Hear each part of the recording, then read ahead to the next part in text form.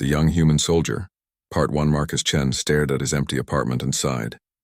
The military housing on Kepler Station was cheap, but it was also huge and lonely. His savings account was looking pretty sad after buying furniture, and splitting the rent would help a lot. Plus, he was getting tired of talking to himself. The 22-year-old human soldier had been stationed on this remote research outpost for 6 months. Kepler Station sat at the edge of known space, where 3 different alien territories met. It was supposed to be neutral ground, a place where different species could work together on science and trade. Most days, it felt more like a really expensive space truck stop. Marcus pulled up the station's housing board on his tablet and started typing.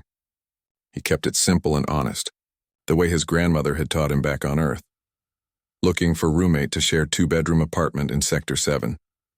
Rent is 400 credits per month, utilities included. I work weird hours due to military schedule. I'm clean, quiet, and I cook decent food. No smoking, no hard drugs, no loud music after 2,200 hours. Must be okay with sharing kitchen and living room. Non-humans welcome. Contact Marcus if interested. He read it over twice, then hit submit. Within minutes, his tablet started buzzing with responses. Marcus had forgotten how many different species lived on the station. The first message came from a Zenthari trader named Vex. The Zenthari looked like giant praying mantises with business degrees. Vex's message was all about profit margins and cost-benefit analysis. He wanted to know if Marcus would agree to split grocery costs based on metabolic requirements and body mass ratios. Marcus deleted that one. The next message was from someone called Kriya. No species listed, but the name sounded Volcari. The Volcari were bird-like creatures with beautiful feathers and terrible attitudes. Kriya's message was 3 paragraphs long, and mostly complained about how humans smelled weird and made too much noise when they walked. Deleted. A Thorian engineer named Boulder who thinks sent a message that was just a series of mathematical equations. Marcus stared at it for 5 minutes before giving up. The Thorians were living rocks, basically, and they communicated in geology and math. Marcus was pretty good with numbers, but not that good. The messages kept coming. A Glixian who wanted to know if Marcus minded if they shed their skin in the bathroom once a month. A collective of Hivari drones who all wanted to move in together and share 1 bedroom. A Scythian who asked way too many questions about human blood and whether Marcus bled regularly. That last one got reported to station security. After 2 hours of increasingly weird messages, Marcus was ready to just eat the full rent cost. Then his tablet chimed one more time. Hi, Marcus. I saw your roommate ad. I'm looking for a place too. I'm clean and quiet. I work in the science labs, so I keep normal day shift hours mostly. I can cook, and I don't mind sharing chores. My name is HFY. I know that sounds complicated to human ears. You can call me Zex if that's easier. Would it be possible to meet somewhere public to talk? I understand humans prefer to meet potential roommates face to face. Marcus blinked at the message. It was polite, straightforward, and written in perfect standard. No weird requests about blood or mathematical equations. No complaints about human biology. Just a normal response from someone who sounded reasonable. He sent back a quick message suggesting they meet at Mama Liu's noodle shop in the commercial sector. It was public, always busy, and the food was actually good. Plus, Mama Liu didn't tolerate any trouble in her restaurant. She was about 60 years old and 4 feet tall. But Marcus had seen her throw out drunk Korthak soldiers twice her size. An hour later, Marcus sat in a corner booth at Mama Liu's, nursing a cup of coffee and wondering what Zex looked like. He'd never heard of HFY as a species name, and the message hadn't included any identifying information. The restaurant was busy with the usual evening crowd. A group of Zenthari traders argued loudly about shipping rates near the window. 2 Thorian engineers sat silently at a table, occasionally pointing at rock samples. A family of Glixians occupied a large round table, their blue skin shimmering under the lights. Marcus was starting to think he'd been stood up when someone approached his table. Excuse me, are you Marcus? He looked up and nearly choked on his coffee. The creature standing next to his table was unlike anything he'd ever seen. She was humanoid in basic shape, but clearly not human. Her skin was a deep purple color with silver markings that seemed to shift and flow like liquid metal. She had 4 arms, each ending in hands with long, elegant fingers. Her face was angular but not harsh, with large silver eyes and no visible nose or mouth. Though she was definitely speaking, she was also about 7 feet tall. I'm Zex, she said, and somehow Marcus could hear a smile in her voice even though he couldn't see one. I hope I'm not too different from what you expected. Marcus realized he was staring and quickly stood up. Even standing, he barely came up to her shoulder. No, not at all, he said, which was a complete lie, but his grandmother had raised him to be polite. Please, sit down. Can I get you something to drink? Zex folded herself into the booth across from him with surprising grace for someone so tall. I don't consume liquids the same way humans do, but thank you for offering. They sat in awkward silence for a moment. Marcus had 1,000 questions, starting with what species she was and ending with how she was talking without a visible mouth, but his grandmother had also taught him not to be rude. So, he said finally, you work in the science labs? Yes, I'm a xenobiologist. I study how different species adapt to shared environments. One of her hands gestured around the restaurant. Places like this station are fascinating from a biological perspective. So many different evolutionary paths all trying to coexist. Marcus nodded like he understood. That sounds really interesting. What got you into that field? Curiosity mostly. My people are relatively new to interstellar travel. We've only been part of the galactic community for about 50 years. Everything is still strange and wonderful to us. Your people, Marcus asked carefully, the HFY. We're from the Andromeda sector. You probably haven't heard of us. We're not very common in this part of the galaxy. That explained why he didn't recognize the species name. The Andromeda sector was way out on the rim, past even the frontier territories. So what made you want to leave home and come all the way out here? Marcus asked. Zex's silver markings shifted in what might have been embarrassment. I wanted to study humans, actually. Your species is quite remarkable from a biological standpoint. Remarkable how? You're incredibly adaptable. Most species have very specific environmental requirements. Humans seem to be able to live almost anywhere and eat almost anything. It's very unusual, Marcus grinned. My grandmother always said we were too stubborn to die. I would very much like to hear more about your grandmother, Zex said. Human family structures are part of my research. And just like that, Marcus found himself telling a 7-foot-tall purple alien about his grandmother's garden back on Earth, her terrible jokes and her amazing Sunday dinners. Zex listened carefully, occasionally asking questions that showed she was really paying attention. By the time Mama Liu started turning off lights, Marcus realized he'd been talking for 2 hours and hadn't felt awkward for most of it. So, he said as they prepared to leave. Do you want to see the apartment? The Young Human Soldier, Part 2. The apartment tour was short. Marcus had never been great at interior decorating, so the place was pretty basic. A couch, a table, a wall screen, and not much else in the living room. The kitchen had the standard station appliances, which could prepare food for most species as long as you had the right ingredients.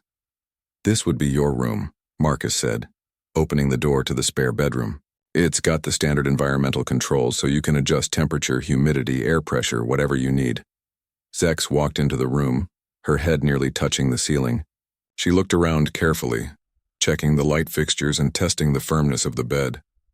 The furniture might be a bit small for you, Marcus said apologetically. I didn't think about that when I was shopping.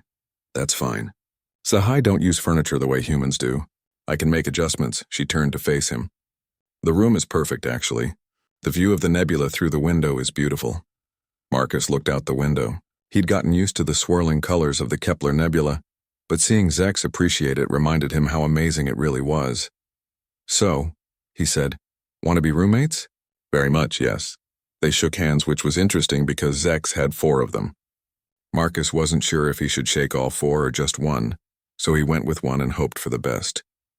The next morning, Marcus woke up to the smell of something incredible coming from the kitchen. He stumbled out of his room, still half asleep, and found Zex standing at the stove.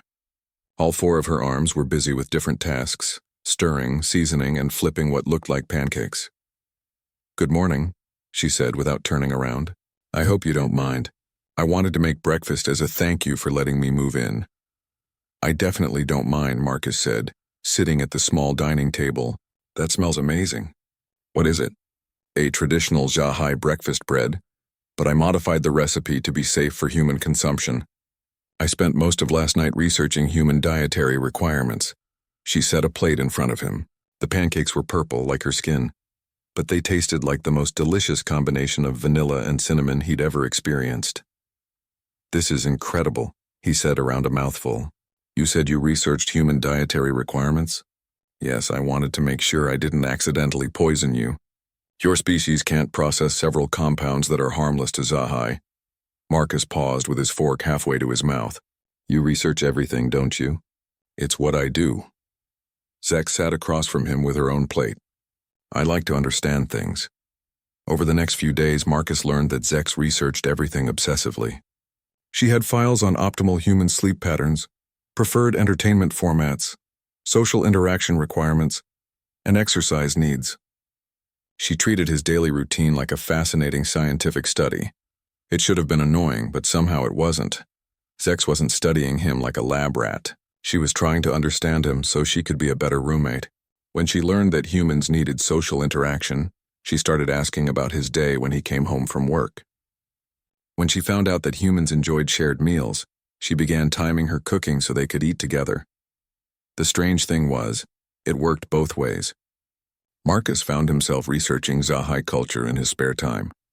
He learned that they communicated as much through their shifting skin markings as through speech. He discovered that they had a complex social structure based on scientific achievement, rather than family lines.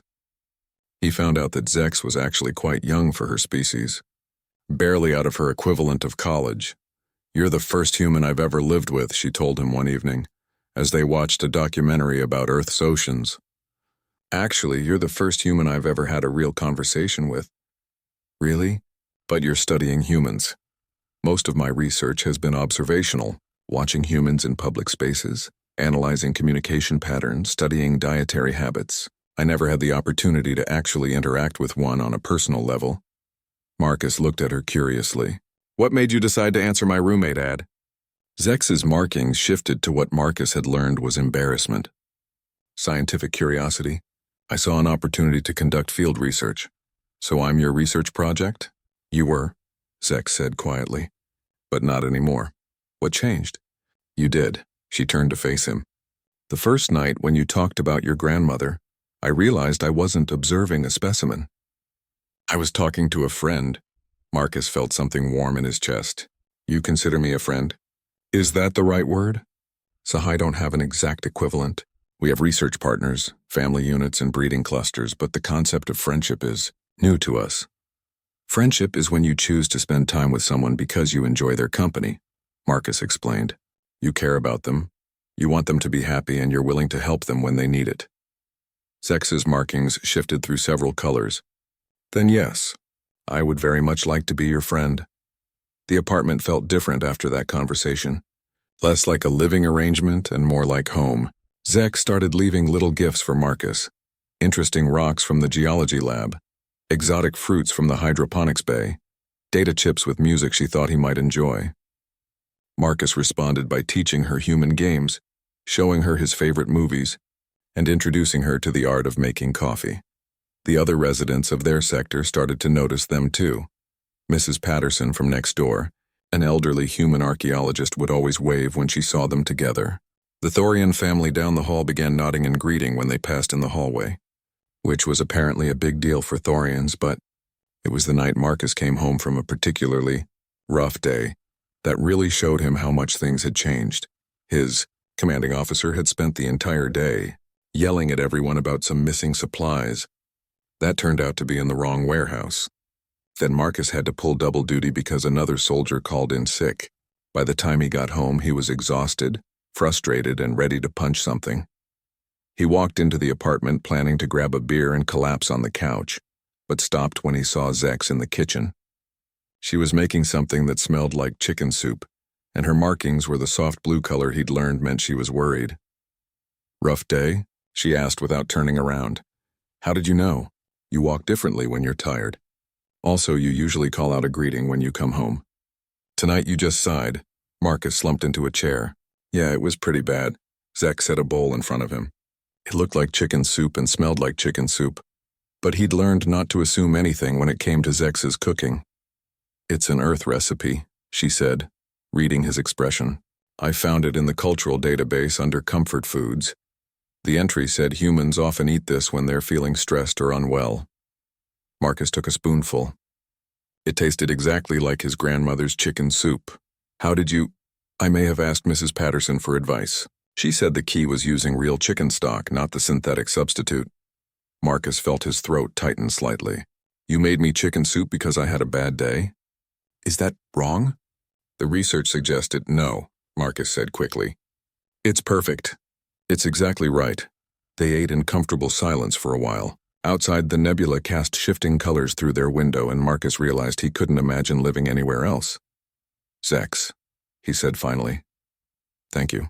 For the soup, for caring about my day, for everything. Thank you for teaching me about friendship, she replied. I think I understand now why humans value it so highly. As Marcus finished his soup, he wondered what his grandmother would think of his alien roommate. Knowing her, she'd probably love Zex's curiosity and her willingness to cook for others. She'd definitely approve of anyone who made proper chicken soup. For the first time in months, Marcus felt like he was exactly where he belonged. The Young Human Soldier. Part 3. 3 weeks into their roommate arrangement, Marcus discovered that Zex had never experienced human entertainment. Not really experienced it anyway. She'd observed humans watching movies and playing games from a research perspective, but she'd never actually tried to enjoy them. You've never just watched a movie for fun? Marcus asked, incredulous. They were sitting in their living room after dinner, trying to decide what to do with the evening. HFY entertainment is very different, Zex explained. We prefer intellectual puzzles and mathematical challenges. Your visual storytelling format is fascinating from an anthropological standpoint, but I've never understood the emotional appeal. Marcus stared at her. We're fixing this right now. Fixing what? Your tragic lack of movie experience. He grabbed the remote and started scrolling through the station's entertainment database. We're going to find you the perfect first movie. I don't think I understand. Trust me, Marcus said. But we need to do this right. Do you eat popcorn? Can you eat popcorn? I'm not familiar with that food. Marcus jumped up and headed for the kitchen. It's not just food, it's a crucial part of the experience. 20 minutes later, they were settled on the couch with a large bowl of popcorn between them. Marcus had chosen carefully for Zex's first movie. Nothing too complex, nothing too scary, but something with enough action and heart to show her what human storytelling could do. The Princess Bride, he announced, starting the film. This is about royalty. Just watch. For the first 10 minutes, Zex sat stiffly, clearly trying to analyze what she was seeing. But gradually, Marcus noticed her posture relaxing. When Wesley was presumed dead, her markings shifted to darker colors. When he revealed himself as the dread pirate Roberts, they brightened considerably. By the sword fight between Inigo and the man in black, she was leaning forward, completely absorbed. He's going to win, she said suddenly. Who? The left-handed man, Inigo. The other fighter is skilled, but he's holding back. Inigo has emotional investment in the outcome. Marcus grinned. How do you know that? Body language analysis. Also, narrative structure suggests the character with personal stakes will triumph in individual combat scenarios. You're getting the hang of this. When the movie ended, Zex sat quietly for several minutes, her markings shifting through complex patterns. She paused, searching for words. I understand now why humans value this form of entertainment. It wasn't just observing a story. I felt invested in the outcome. That's the point, Marcus said. Good stories make you care about the characters. Can we watch another one? That's how their movie night started. Every few days, Marcus would introduce Zex to a new film, and she would analyze it with the same intensity she brought to her scientific work. But gradually, the analysis became less important than the experience. She loved action movies for their clear moral frameworks. She was fascinated by comedies and spent hours researching human humor patterns. Horror movies confused her because she couldn't understand why humans would voluntarily experience fear for entertainment. It's like intellectual exercise, Marcus tried to explain after a particularly bad sci-fi horror film. You know you're safe so you can experience the emotion without real danger. But why would you want to experience fear? Sometimes it's fun to feel something intense even if it's unpleasant. It reminds you that you're alive. Zex's markings shifted thoughtfully. HFY don't seek out unpleasant experiences for stimulation. We find that concept very strange. What do HFY do for fun? We solve mathematical proofs. We compete in logic puzzles. We create crystalline sculptures based on molecular structures. Marcus tried to imagine finding entertainment in molecular structures and failed completely. Their cultural exchange went both ways. Zex introduced Marcus to high logic games that made his brain hurt in the best possible way. She showed him crystalline art forms that were somehow both beautiful and mathematically perfect. She taught him meditation techniques that helped him sleep better after difficult days at work, but it was their shared meals that really brought them together. Zex was an amazing cook, but she'd never cooked for anyone who appreciated flavor the way humans did. Marcus introduced her to the concept of seasoning for taste rather than just nutrition. "You add spices purely for sensory pleasure?" she asked, watching him prepare spaghetti sauce. "Absolutely. Food isn't just fuel for humans. It's an experience. But this doesn't improve the nutritional value. In fact, some of these spices have no biological benefit at all." "Not everything has to have a biological benefit," Marcus said, adding garlic to the pan. "Sometimes things are worthwhile just because they make you happy." Zex absorbed this concept like she absorbed everything else, and soon she was experimenting with human spices in her own cooking. The results were incredible. She had a natural talent for flavor combinations that Marcus never would have thought of. "You should open a restaurant," he told her one evening after an especially amazing dinner of what she called fusion cuisine. "Restaurants are businesses. I'm a scientist. You could be both. Humans do that sometimes." "They do?" Marcus nodded. "My grandmother was a teacher, but she also sold her pottery at craft fairs. She said having different interests made her better at both." "Your grandmother sounds like a remarkable woman." "She was. You would have liked her. She was curious about everything just like you." Zex's marking shifted to what Marcus had learned was pleased embarrassment. "I would have liked to meet her." "She would have loved you," Marcus said without thinking, then paused. "Actually, she really would have. She always said the best people were the ones who asked questions about everything." That night, as they cleaned up from dinner, Marcus realized how comfortable their routine had become. Zex would cook, he would handle cleanup. She would analyze whatever movie they'd watched while he made popcorn for the next one. They would talk about their days, their cultures, their dreams. It felt like family. "Marcus," Zex said suddenly as they finished putting dishes away. "Yeah? When your roommate assignment ends, what happens?" Marcus stopped drying the plate in his hands. He hadn't thought about that. Military assignments were temporary, and eventually he'd be transferred somewhere else. I don't know," he said honestly. "I guess I'll go wherever the military sends me next, and I'll continue my research here." They stood in the kitchen, both thinking about a future where they wouldn't be roommates anymore. "How long do human friendships usually last?" Zex asked quietly. "The good ones last forever," Marcus said. "Distance doesn't change that. Forever is a very long time." "Yeah," Marcus agreed. "It is." But as he looked at his tall, purple four-armed roommate, Marcus realized that forever didn't seem long enough. The Young Human Soldier, Part 4. The trouble started on a Tuesday morning when Marcus came home from his night shift to find Zex sitting at their kitchen table, staring at her tablet with an expression he couldn't read. Her markings were cycling through colors he'd never seen before. "What's wrong?" he asked, dropping his gear bag by the door. "I received a communication from my research supervisor," she said without looking up. "There's been a development." Marcus felt something cold settle in his stomach. "What kind of development?" "Another xenobiologist has published a paper about human adaptability. It covers much of the same ground as my research." She finally looked at him and her markings shifted to deep purple. "My supervisor wants me to change my focus." "Change it to what?" "Korthak social structures.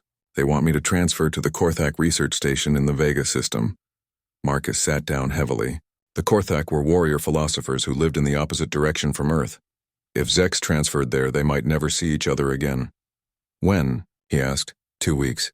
They sat in silence for a while. Marcus tried to think of something helpful to say, but his brain felt stuck. He'd known this was temporary, but somehow he'd started thinking of it as permanent. "I don't want to go," Zex said quietly. "Then don't. It's not that simple. This is my career, my research grant, my future. Sahai who refuse assignments don't get second chances." Marcus understood. Military life worked the same way. You went where you were sent, or you found a new career. "Maybe it won't be so bad," he said, trying to sound optimistic. "The Korthak are interesting. You might like studying them." Zex's marking shifted to what Marcus had learned was polite disagreement. "The Korthak have been studied extensively. Their social structures are well documented. There's nothing new to discover, so what will you do? I don't know. Over the next few days, Zex threw herself into her research with desperate intensity.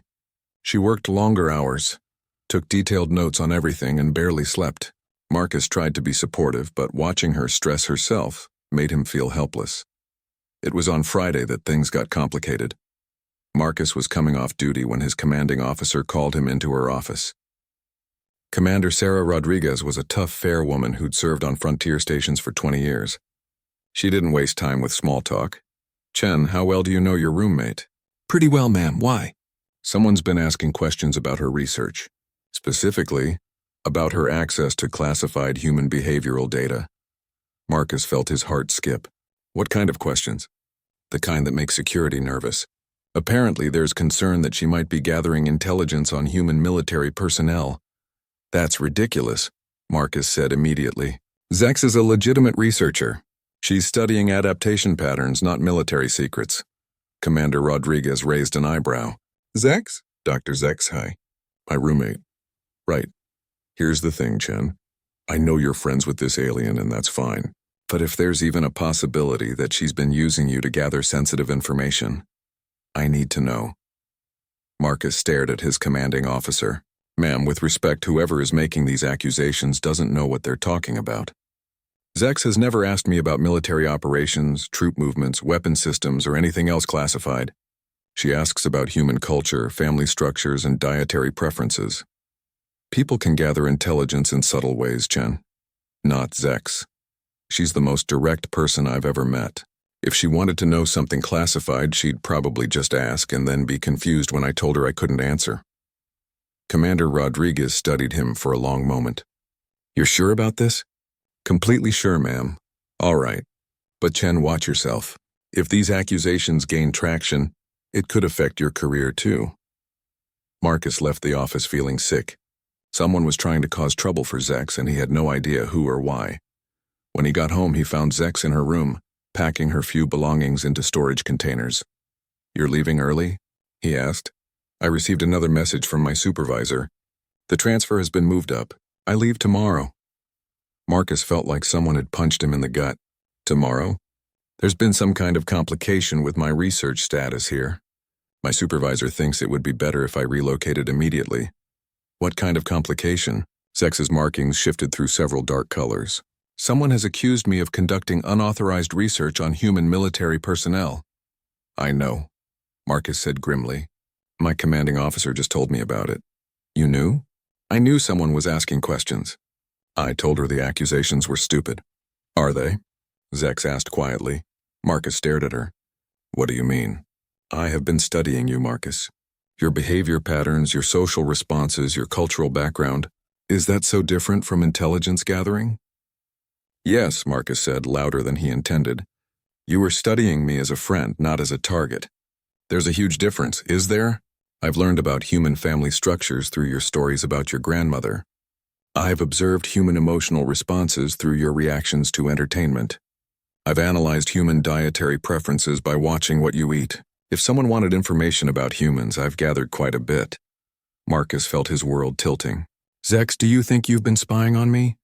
I don't know, she said, and her markings went completely silver, which he'd never seen before. I don't know anymore. Marcus sat down on her bed, which was too small for her, but which she'd never complained about. Let me ask you something. When you made me chicken soup that night, I had a bad day. Were you gathering data on human comfort rituals? Zex paused. No. I was trying to make you feel better. And when we watch movies together, are you studying human entertainment preferences? Not anymore. I watch them because I enjoy them. And when you cook dinner for us, is that research? No, I cook because I like feeding you. You get this expression when you taste something good and it makes me happy. Marcus nodded. That's the difference, Zex. Research is about learning facts. Friendship is about caring for someone. You've been my friend, not my researcher. Zex's markings slowly shifted from silver to soft blue. But the information I've gathered is what any friend would know about another friend. You know, I like action movies and terrible at card games, and I miss my grandmother. That's not intelligence, that's friendship. Then why are people saying I'm a spy? Marcus thought about it. I don't know, but I'm going to find out. He spent the rest of the evening making calls to friends in other departments, trying to figure out who had started the rumors about Zex. It didn't take long to get an answer. It was Dr. Harriman. His friend Jake from communications told him. He's been complaining about the alien researchers having too much access to human personnel. Says it's a security risk. Marcus knew Dr. Harriman. He was a human xenobiologist who'd been passed over for several research grants that had gone to alien scientists instead. He was bitter, prejudiced, and apparently willing to sabotage careers out of spite. Can you prove he started the rumors? Marcus asked. Probably. Give me a few hours. While Jake worked on proof, Marcus sat with Zex in their living room. She was still packing, moving slowly like she was trying to make the time last. I'm going to miss this, she said, looking around the apartment. It's not over yet, Marcus told her. What do you mean? I mean we're not giving up without a fight. The young human soldier. Part 5. Marcus didn't sleep that night. Instead, he spent hours putting together a plan that was either brilliant or completely insane. By morning, he'd decided it. Didn't matter which. Jake came through with the evidence against Dr. Harriman. 3 separate witnesses had heard him complaining about aliens taking opportunities from humans and specifically mentioning Zex as someone who had too much access to military personnel. But evidence wasn't enough. Marcus needed to clear Zex's name officially, and that meant going over his commanding officer's head. You want to do what? Zex asked when he explained his plan over breakfast. Request a formal hearing with the station commander. Present evidence that the accusations against you are false and motivated by prejudice. Marcus, you can't challenge your superior officers. Won't that damage your career? Maybe. But you're my friend, and friends don't let friends get railroaded by bigots. Zex's markings shifted through several colors that Marcus couldn't identify. This is very risky for you. Yeah, well, humans are stupid that way. We do risky things for the people we care about. That's not stupid, Zex said softly. That's brave. Same thing sometimes. The formal hearing was scheduled for that afternoon. Marcus had never been so nervous in his life. He was about to accuse a senior researcher of filing false reports and potentially damaging his own military career in the process. Station Commander Williams was a graying woman who'd been in command of Kepler Station for 5 years. She had a reputation for being fair but tough. Marcus hoped that would work in their favor. Sergeant Chen, she said as he entered her office with Zex and their compiled evidence. This is highly irregular. You're requesting a formal review of allegations against a civilian researcher. Yes, ma'am. I believe the allegations are false and malicious. That's a serious accusation. You're suggesting that Dr. Harriman filed a false security report? I'm suggesting that Dr. Harriman filed a report based on prejudice rather than evidence. Ma'am, Commander Williams turned to Zex. Dr. Zexhi, you understand that you're not required to participate in this proceeding? As a civilian, you can simply accept the transfer and avoid any potential complications. I understand, Commander, but I would prefer to clear my name if possible. Very well. Sergeant Chen, present your evidence. For the next hour, Marcus laid out everything they'd discovered. Jake's witness statements about Dr. Harriman's prejudiced comments. Documentation of Zex's actual research which had nothing to do with military intelligence. Character references from other residents of their sector who could attest to Zex's behavior. The strongest piece of evidence was Zex's research notes themselves.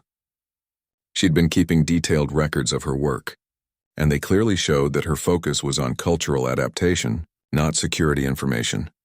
Dr. Zexhi, Commander Williams said after reviewing the notes. Your research is quite thorough. What specific conclusions have you reached about human adaptability? Humans are remarkable in their ability to form social bonds across species barriers, Zex said immediately. Most species form close relationships only within their own kind, but humans seem capable of genuine friendship with virtually any sentient being. It's an extraordinary evolutionary advantage, and how so? In multi-species environments like this station, humans consistently serve as social bridges between groups that might otherwise remain isolated. They facilitate cooperation and understanding in ways that other species don't. Commander Williams nodded thoughtfully. And you've observed this personally? Yes. My friendship with Marcus has taught me more about interspecies cooperation than years of academic study. He's helped me understand not just human culture, but how different species can coexist successfully. Marcus felt something warm in his chest. He'd never thought of their friendship as scientifically significant. but hearing Zex describe it that way made him proud. Dr. Harriman, Commander Williams said, turning to the man who'd been sitting silently in the corner. Would you care to respond to these findings? Dr. Harriman was a thin, pale man with the kind of perpetual scowl that suggested he found the universe personally offensive. I stand by my concerns, he said stiffly. Allowing alien researchers unrestricted access to human military personnel creates security vulnerabilities. What specific vulnerabilities? The commander asked. Well, they could gather information about our capabilities, our weaknesses. Dr. Zexhi's research notes show no evidence of interest in military capabilities. What actual security breach are you alleging? Dr. Harriman shifted uncomfortably. It's not about what she's done, it's about what she could do.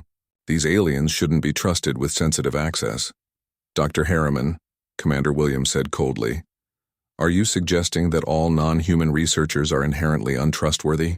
I'm suggesting that we should be more cautious about who we allow into sensitive areas. Dr. Zexhi lives in civilian housing and works in the public research labs. What sensitive areas are you referring to? Dr. Harriman's face reddened. She lives with the military personnel. That gives her access to classified information. Sergeant Chen, the commander said, have you discussed classified information with Dr. Zexhi? No, ma'am. In fact, she's never shown any interest in my work. She's much more interested in human cooking shows and terrible action movies. Despite the serious situation, Marcus saw the corner of Commander Williams's mouth twitch slightly. Dr. Harriman, she continued, do you have any actual evidence of security breaches or inappropriate behavior? Anything beyond your general concerns about aliens? No, but then this hearing is concluded. Commander Williams looked at Zex. Dr. Zexhi, the allegations against you are dismissed as unfounded. Your research status is restored, and you're free to continue your work here on Kepler Station. Marcus felt like a weight had been lifted off his shoulders. Zex's markings brightened to colors he'd never seen before. However, the commander continued, Dr. Harriman, filing false security reports is a serious offense. You're hereby censured, and any future research proposals will require additional oversight. As they left the commander's office, Marcus felt like they'd won more than just a hearing. They'd proved that friendship could overcome prejudice and fear. I can't believe you did that, Zex said as they walked back to their apartment. Did what? Risked your career for me. Zahi, we don't usually do things like that for each other. Well, humans do. At least this human does. Why? Marcus thought about it as they waited for the elevator. Remember what I told you about friendship? About caring for someone and wanting them to be happy? Yes, that's why. You're important to me, Zex. Important enough to fight for. When they got back to their apartment, Zex immediately started unpacking the boxes she'd prepared for her transfer. I'm glad you're staying, Marcus said, watching her put her crystalline sculptures back on the shelf. Me too, though I should probably send a message to my supervisor explaining the situation. What will you tell them? That my research here is too important to abandon. I'm learning things about interspecies cooperation that could benefit the entire galactic community. Marcus grinned. Sounds very scientific. It is scientific, but it's also personal. Zex looked at him seriously. I've learned that the best research happens when you care about your subject. And I care very much about understanding how friendship works. Any conclusion so far? Just one. Friendship is much more complicated and much more valuable than I originally thought. That evening, they celebrated by watching one of Marcus's favorite movies and sharing a dinner that Zex had somehow made taste like both Sci-Fi cuisine and comfort food from Earth. So what happens now? Marcus asked as they cleaned up. Now I continue my research, and you continue being my best human test subject. I thought I wasn't a test subject anymore. You're not, Zex said, her markings shifting to what Marcus had learned was happiness. You're my friend. But you're also still human, which means you're still scientifically fascinating. Marcus laughed. I can live with that.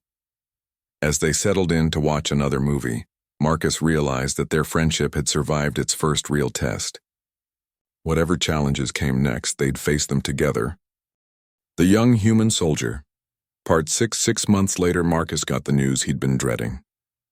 His assignment to Kepler Station was ending, and he was being transferred to a new post near the core worlds. It was a promotion, technically, but it felt like punishment. When? Zex asked when he told her. They were sitting in their living room. sharing what had become their traditional evening meal. Together, 3 weeks, Zex's markings shifted through a rapid cycle of colors that Marcus had learned meant she was processing strong emotions quickly. "That's soon," she said finally. "Yeah." They sat in silence for a while, both thinking about what this meant. Over the past months, their friendship had deepened in ways Marcus hadn't expected. Zex had become more than his roommate or even his best friend. She'd become family. "I've been offered a position," Zex said suddenly. "What kind of position?" "Research coordinator for the new interspecies cultural exchange program. It's based on Earth." Marcus nearly choked on his drink. "Earth? You'd be working on Earth?" "The program is designed to facilitate better understanding between humans and other species. They want researchers who have successful experience with interspecies cooperation." Her markings shifted to what Marcus recognized as nervous humor. "Apparently my work here has gained some attention." "That's amazing, Zex. Earth would be lucky to have you." "Would you?" She paused, her markings cycling through uncertain patterns. "Would you like to visit Earth together? Before you report to your new assignment?" Marcus stared at her. "You want to go to Earth together?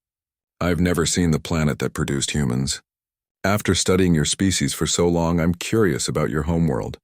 Plus, I'd like to visit your grandmother's grave." Marcus felt his throat tighten. His grandmother had died while he was stationed on Kepler, and he hadn't been able to make it back for the funeral. "You want to visit her grave? She was important to you, which makes her important to me. I'd like to pay my respects." And that's how 3 weeks later, Marcus found himself on a transport ship to Earth with his 7-foot-tall purple alien best friend, trying to explain Earth customs to someone who analyzed everything with scientific precision. "So humans bury their dead in designated areas called cemeteries?" Zex asked as they descended through Earth's atmosphere. "Usually, yeah. It's a way of honoring them and having a place to remember them." "And you bring flowers to these graves?" "Sometimes. It's a way of showing you still care." "I researched appropriate human funeral flowers," Zex said, consulting her tablet. "Roses seem to be traditional, but lilies are also acceptable." Marcus grinned. "Grandma would have loved that you researched it." The landing at Earth's primary spaceport was overwhelming. Marcus had grown up on Earth, but after months on a small station, the crowds and noise and sheer scale of everything felt intense. For Zex, who'd never been on a planetary surface before, it was completely overwhelming. "How do humans concentrate with all this stimulation?" she asked as they made their way through the spaceport terminal. "You get used to it," Marcus said, then noticed that Zex's markings were shifting rapidly between colors. "Are you okay?" "I'm processing. There are so many humans here, more than I've ever seen in one place." Marcus looked around and realized she was right. After months of living on a station with maybe 1,000 residents, the sight of millions of humans going about their daily lives was probably shocking. "We can take a break if you need one." "No, I'm fascinated. I just need to adjust my sensory filters." They took a transport to Marcus's hometown in the North American Federation. It was a small city surrounded by farmland, the kind of place where everyone knew everyone and change happened slowly. Marcus hadn't been back in 2 years, and seeing it again made him realize how much he'd changed. "This is where you grew up?" Zex asked as they walked through the downtown area. "Yeah, pretty different from the station. It's beautiful. I can see why humans value natural environments." They visited Marcus's childhood home first. His parents still lived there, and Marcus had warned them about Zex in advance. Still, he could see his mother do a double take when she opened the door and saw a 7-foot-tall alien standing on her front porch. "You must be Zex," she said after a moment, recovering her composure. "Marcus has told us so much about you." "Thank you for welcoming me into your home, Mrs. Chen," Zex replied formally. "I brought gifts from Kepler Station, though I'm not familiar with human hospitality customs." "The fact that you thought to bring gifts shows you understand perfectly," Marcus's father said, shaking one of Zex's 4 hands. "Come in, please." Dinner with Marcus's parents was interesting. They asked Zex polite questions about her research and her homeworld, and she answered with the same careful thoroughness she brought to everything. But Marcus could see his parents gradually relaxing as they realized that despite her alien appearance, Zex was fundamentally kind and thoughtful. "So, you've been taking care of our son?" his mother asked during dessert. "I think we take care of each other," Zex said, glancing at Marcus. "Humans are very good at mutual support systems." Marcus always was good at making friends, his father said proudly.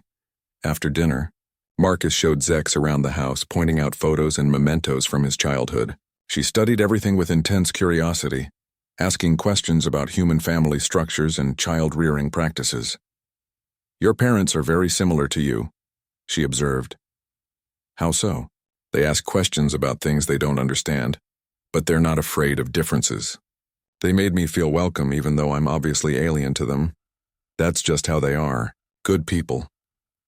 The next day, they visited his grandmother's grave. The cemetery was old, with weathered headstones dating back centuries. Marcus led Zex to a simple granite marker in the newer section. Helen Chen, beloved wife, mother, grandmother, teacher. "She was a teacher?" Zex asked. "Elementary school. She taught kids for 40 years. "That explains much about your personality," Zex said thoughtfully. "Teachers' families often develop strong communication skills and patience with different learning styles." Marcus laughed. "Leave it to you to find the scientific explanation for why I'm a decent roommate." They stood in comfortable silence for a while. Then Zex placed a bouquet of white lilies on the grave. "Thank you for raising such a good human," she said softly. "He changed my life." Marcus felt his eyes water slightly. "She would have loved you, Zex. She always said the best people were the ones who never stopped being curious. I wish I could have met her." "In a way, you did. All those stories I told you, that was her. She's part of who I am." They spent a week on Earth, with Zex documenting everything with scientific enthusiasm. She was fascinated by Earth's biodiversity, amazed by human cities, and completely confused by Earth weather. "How do humans function when the atmospheric conditions change so rapidly?" she asked during a sudden rainstorm. "We adapt," Marcus said, pulling his jacket tighter. "That's what humans do. Adaptation." "Yes, I'm beginning to understand that this is humanity's greatest strength." On their last day, they sat in Marcus's parents' backyard watching the sunset. Zex had never seen a natural sunset before, and she was documenting the experience with typical thoroughness. "The light spectrum changes as the star moves closer to the horizon," she murmured, taking readings with her equipment. "Sometimes you don't have to analyze things," Marcus said gently. "Sometimes you can just enjoy them." Zex lowered her tablet and simply watched the sky change colors. "You're right. It's beautiful without explanation. So what happens now?" Marcus asked. "You start your new job on Earth, I go to my new assignment. Do we just keep in touch?" "Marcus," Zex said, turning to face him. "I've been thinking about this for weeks. And? My new position comes with some flexibility. I can do part of my research remotely, and I'm entitled to extended fieldwork assignments." Marcus felt a spark of hope. "What are you saying?" "I'm saying that studying human-alien cooperation is my specialty, and wherever you're stationed, there are probably other species around who could benefit from better human relations. You want to keep working together? I want to keep being your friend," Zex said simply. "Distance is just a logistical challenge," Marcus grinned. "Humans are good at solving logistical challenges. So are Zahai, when we have proper motivation."